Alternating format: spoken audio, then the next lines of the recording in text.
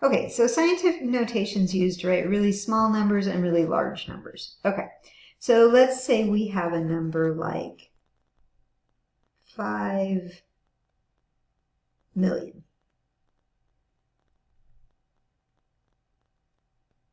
Okay, so we could write that as 5 times a million, right? And then 5 times, and instead of writing all those zeros, we could write it as 10 to the 6th power. So that's why we had to know all the exponent rules before we could talk about scientific notation. So this is now in scientific notation. 5 million could be written this way. So here's the form. You have some number, we'll talk about that in a minute, and then this is a multiplication sign. It's not a variable. And then you have a power of 10. And that n can be an integer. Could be positive, could be negative. Okay. So one of the rules, though, is this a, it could be positive, it could be negative, but the absolute value of a has to be greater than or equal to 1 or less than 10. So I can have something like 3.45 times 10 to the 3rd power. But I couldn't have 34.5 times 10 to the 17th power. Like I couldn't have that because 34.5, that isn't between 1 and 10. Okay? All right. So we want to be able to convert from scientific notation to decimal notation. So let's say we have something like 5.36 times 10 to the 7th. Well, this 7 is going to indicate that we move the decimal to the right, okay?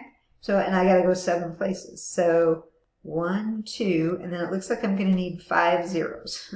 5, 3, 6, 1, 2, 3, 4, 5.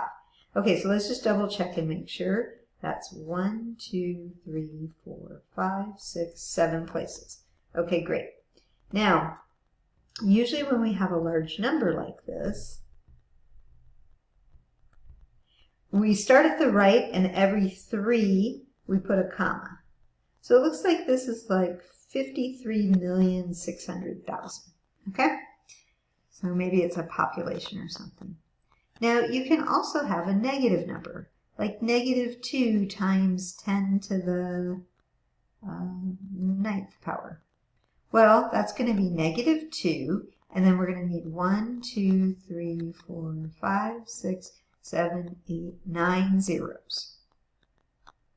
So what is that? Okay, here's hundreds, here's thousands, here's millions, and here's billions. So it's -2 billion. Okay. Now, what if it's a negative exponent? So maybe I have 3.72 times 10 to the -4. Well, if it's a negative exponent, then it's going to move the decimal to the left, okay? So I think of it as being like closer to 0. All right, so I need to go 4 places. 1, 2, 3, 4.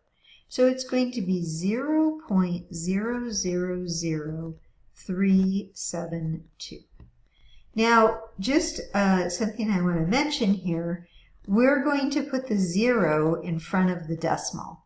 Anybody going into science or, well, that might be debatable in science, but I know in the medical profession they want you to put the 0 in front of the decimal.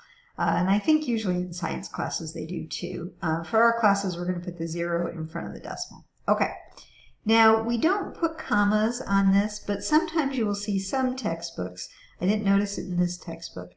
They'll put 0, 0, 0, and then leave like a little space to kind of group them that way. It makes it easier to on your eye to try to count, like, okay, how many decimal places are there? Now, remember, I started here and I moved 1, 2, 3, 4 places back. Okay, and that number could have been negative. It wasn't that time. Okay, so it says write each number in decimal notation. So I have 6.2 times 10 to the 7th. So I need to go 7 places. There's 1, and I'll need 6 zeros. Okay, I'm going to put the commas in. So it looks like 62 million. Now this, you'll notice, is the same except that it has a negative sign in front. That just means it's going to be negative 62 million.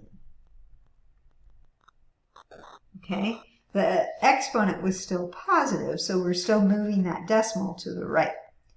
Okay, now here the decimal is negative, so that means we have to go back.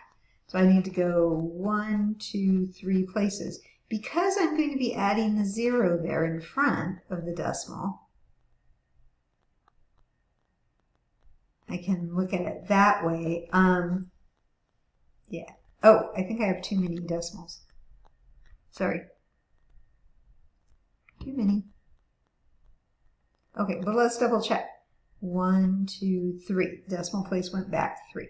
So I could write 0.002019.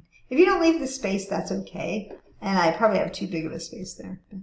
Now, this number is the same number, except it's negative. So it's going to be negative 0.002019. So it's the same number, same absolute value, I guess. Okay.